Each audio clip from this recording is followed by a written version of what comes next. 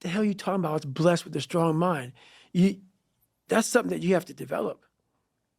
You develop that over years, decades of suffering and going back into the suffer.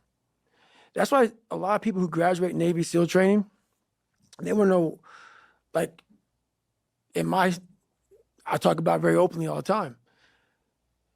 A lot of guys don't want to go back into that water. Don't want to go back into the hard stuff. Maybe not anything hard in life. Once you get through it, it's like you become a POW.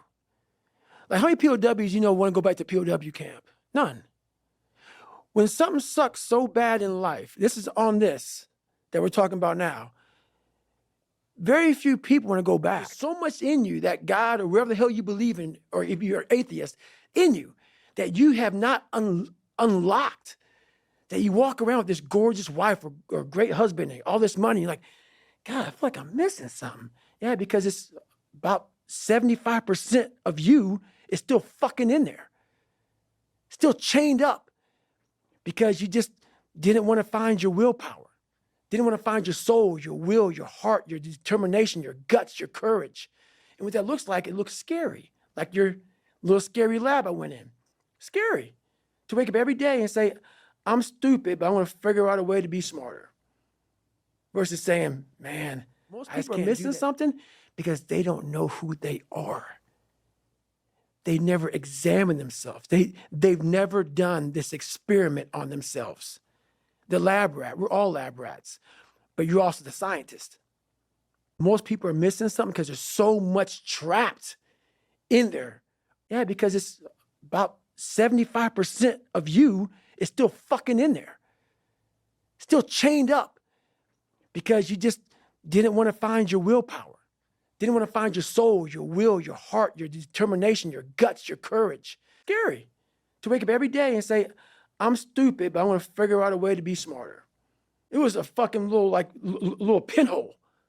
And then through examining myself, getting some willpower, some courage, it became bigger than this table. But that's this brain area gets bigger. Yep.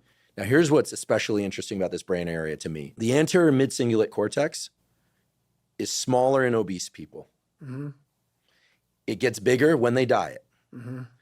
It's larger in athletes. Mm-hmm. It's especially large or grows larger in people that see themselves as challenged and overcome some challenge. In many ways, scientists are starting to think of the anterior mid-cingulate cortex not just as one of the seats of willpower, right, but perhaps actually the seat of the will to live. Ice baths, saunas, sleep, nutrition, all this shit's so fucking important, dude. I don't have time for some of it. To extract what I had to extract, something had to give. Like you talk about you when you were younger, you would give these speeches and stuff. The same age you were giving speeches, I was trying to figure out how to say the without stuttering. And I realized as I got older that all these things are important. But for me to stop stuttering, I got to build fucking confidence. That doesn't mean I won't give you what you need and what you want and what you desire. But I don't need money. I don't need fame. I don't need shit. So I give it all away. What I do need is to make sure that that willpower is worked on every fucking day and every night for the rest of my life. Because that's the one thing that's going to keep me feeding you, keeping you where you need to be. Because once that willpower is gone, 300-pound David Goggins, he may not look like it, but I will walk around with it. So the things that are important to you in life, you must do always, or you're nobody. And that's how I handle relationships. I have to forego a lot of shit to be as fucked up as I am to build confidence. For me to stand in the fucking room of 10,000 of one person and not and be like, oh, put my head down, let me look around, let me read these paragraphs first, and then before I read the paragraphs, because they're calling me next, let me just leave the room kind of stutter. That's a miserable life. And that's one of many things I did, besides lying, besides being insecure, besides being immature, besides being fat, besides being one of the only black kids in my school. There's a lot of things I had to overcome to gain confidence. And in doing so, a lot of that had to go. I know I'm not crazy.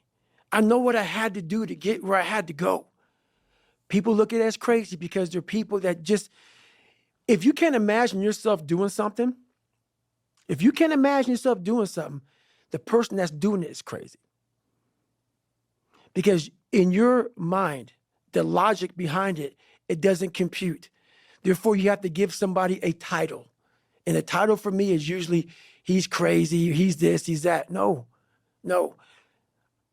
For some reason, me wanting to be somebody so fucking bad in my life, I created that. And I've been trying to figure out years of my life trying to explain to people. But even though you're explaining it now, this is the easy fucking part. Them listening to this shit is the easy fucking part. The part that why there'll always be the ones of ones is because putting that practice, putting that into actual work, no, man. No. That's where the demons come in. That's where you're like, I don't want to be better. I don't want to be better. If this is what it takes to be better, I don't want to be better.